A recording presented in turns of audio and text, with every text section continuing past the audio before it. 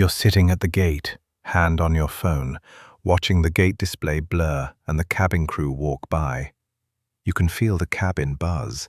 Rolling suitcases, the squeak of a stroller wheel, the tannoy calling a zone number. You want to know if shelling out for in-flight Wi-Fi will let you finish a video call, stream a show, or just get enough messages through before touchdown. You've tried searching forums and got numbers that seem to conflict. 3 megabits per second, 20 megabits per second, unlimited with tiny text. That confusion is exactly what I'll clear up for you. If your flight happens to be canceled or delayed, Compensair will help you get compensation for the inconvenience and get your money back without wasting time on red tape. Get a refund for your canceled flight right. Start by picturing where you are, at home, with your confirmation email, or at the gate with time to decide. Preparing is mostly about two things you can check now: the aircraft type and the airline's Wi-Fi product. Open your booking or the airline app and find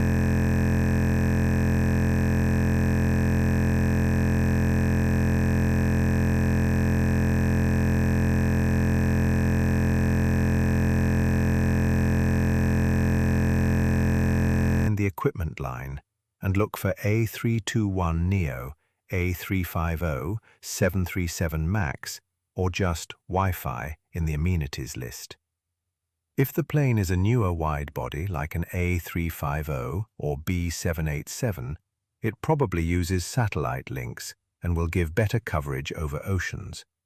If it's a single-aisle short-haul plane, it may use air-to-ground (ATG) links that rely on cell towers. Great over land, worthless over ocean. Before you leave home, check these 3 practical items. Confirm the fare class. Some basic fares exclude onboard Wi-Fi discounts. Note whether your airline sells a messaging-only pass versus a full internet pass, and add a browser or airline app account that will accept the airline's login. If you depend on email or work apps, sign in before you board. Public login screens sometimes drop your session and force you to re-authenticate through a slow captive portal while the plane taxis. At the gate, ask staff or look on the overhead monitor. Some airlines print the Wi-Fi price on the overhead displays, or there will be a small sticker on the plane door. If you have under 20 minutes before boarding, buy the cheapest messaging pass if you just need texts and WhatsApp. If you have time and want to work, buy the full pass after takeoff when the system is fully deployed. Don't buy at the worst possible moment, on rollout or during heavy boarding when the captive portal is slow. Why do airlines charge at all? Imagine the plane is a bus and the internet connection is a single garden hose stretched back to the road.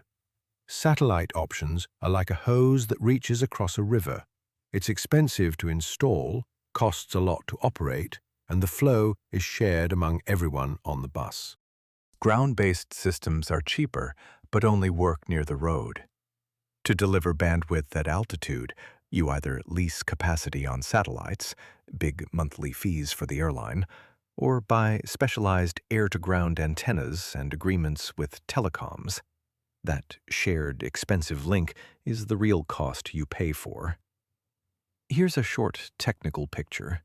Most long-haul Wi-Fi uses geostationary or low Earth orbit (LEO) satellites. Geostationary satellites add latency, delay. LEOs lower latency and can give higher throughput, but are newer and not everywhere. Short-haul domestic flights often use air-to-ground systems that hand off to cell towers below. Speeds can be great over populated corridors and disappear over water. On board, a router distributes the internet via Wi-Fi to seats. The airline or a vendor throttles each session to avoid one passenger dominating a flight's entire link. Many useful links can be found in the description. Now, the money part. Realistic cost ranges you'll see. Messaging-only passes, text, WhatsApp, iMessage, are often free or $0, $5. Basic browsing passes for a single flight commonly run $5, $20, depending on airline and route. Full, high-data passes that allow HD streaming can be $15, $40 on short flights, and $30, $70 on long haul. Some airlines sell unlimited monthly plans from $40, $300 per month. Those are worth it only if you fly frequently and the airline's system is genuinely high capacity. Real user speeds often fall well below what marketing suggests. Expect 1.10 megabits per second per user on crowded transcontinental flights, occasionally 0.5 megabits per second during peak use, and bursts of 20.50 megabits per second when few passengers are online or on flights with big satellite pipes. Latency is important. Video calls and remote desktop feel bad above approximately 200 milliseconds. Satellite GEO links can be 500, 700 milliseconds. LEOs can be under 100 milliseconds if the airline uses them. What's the real worst case? If you rely on in-flight Wi-Fi to receive a boarding change or an urgent work sign-off, you could miss time-sensitive messages because captive portals or slow speeds delay delivery. That's a missed flight risk only if you depend on Wi-Fi instead of the gate agent. For passengers planning to stream a movie during a long flight, the risk is a degraded experience, heavy buffering, lower resolution, or the vendor blocking streaming entirely. For business use, worst case is losing a client call due to poor latency and thinking you paid for professional connectivity when the plan was consumer grade. So what's the cheapest, safest, most practical approach? 3 rules I use on every flight. 1. Never depend on paid Wi-Fi for final boarding prompts or urgent confirmations. Keep a screenshot or a printed boarding pass if a last-minute change matters. Airline apps with push notifications help, but app notifications sometimes arrive late while the plane is registering with the network. 2. Decide what you need: messaging only, light browsing, or streaming. If you only need messages, take the free or $3 messaging pass. If you must work, buy a full session only after climb when systems are stable and buy a single flight plan. Monthly, unlimited passes are usually a waste unless you fly weekly on the same carrier. 3. Use offline preparation. Download reading, shows, or any documents before you board. That saves money and guarantees a smooth experience. One concrete example: I once paid $29 for a full flight pass on a transatlantic carrier, expecting to review a 200-slide deck during the flight. The connection averaged 1.5 megabits per second per user, and the VPN kept dropping. I ended up using my phone hotspot at the gate instead. That $29 bought convenience, not reliable workstation performance. If I had only reviewed offline material, I could have saved the money and avoided stress. Airlines and vendors also use a few misleading claims to nudge passengers into buying. Watch for these 3 tricks. Unlimited, that throttles to near usability. Fine print will say speeds drop after a small data threshold. Refuse by asking for the actual data cap and the throttled speed. If it's vague, don't buy. Bundled extras at checkout. Some airlines pre-tick Wi-Fi or premium connectivity in the online checkout flow. Uncheck optional services before completing purchase and review your final cart. App-only deals that force you to sign up with an account and a payment method. You can usually buy a pass on board with a card or use an independent credit card portal for privacy if you prefer. Here's how to refuse the upsell politely.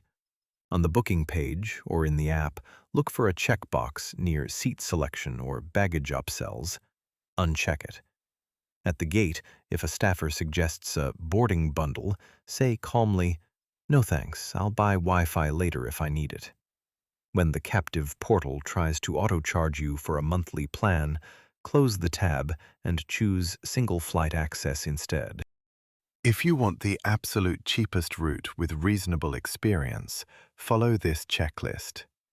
Pre-download media. Sign into apps before boarding.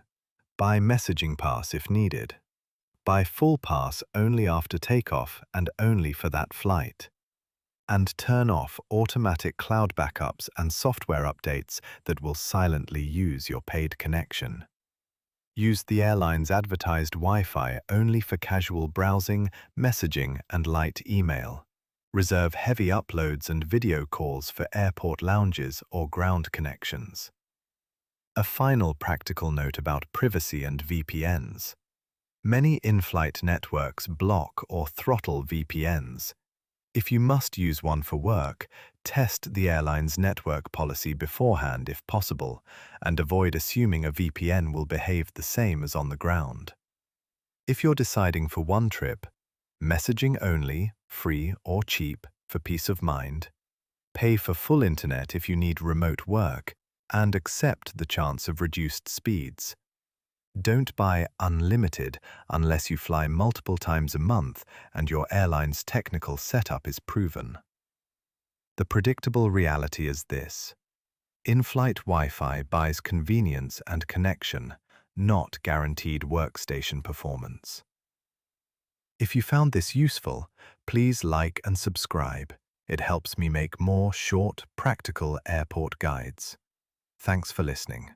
If you've got a specific flight route or airline in mind, tell me in the comments and I'll help check whether their in-flight Wi-Fi is likely to meet your needs. Please like the video and subscribe for more practical travel tips.